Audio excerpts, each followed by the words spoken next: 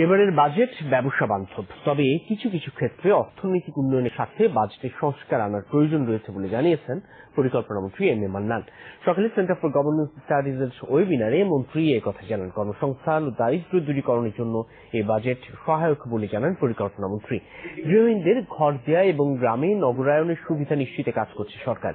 আলোচনা সভায় অন্যান্য বক্তারা বলেন, বাজেট আকারে অনেক বড়, তবে 1972 সালের বাজেটের সাথে মিলালে, প্রবৃদ্ধি ও বাজেটের আকার মিলালে কোনো সাদৃশ্য খুঁজে পাওয়া যায় না। এই বাজেটে বড় মাপের ব্যবসায়ীদের সুবিধা দেওয়া হয়েছে। সমাজে পিছিয়ে পড়া মানুষের জন্য বাজেটে তেমন কিছু নেই বলে জানান বক্তারা।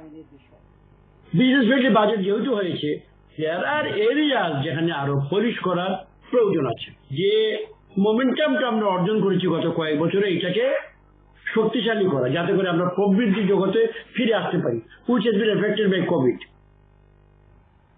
পাবনায় খোকাবাবু নামের একটি গরু নিয়ে হইচই পড়েছে। কোরবানিতে 25 লাখ টাকায় এটি বিক্রি করতে চান মালিক।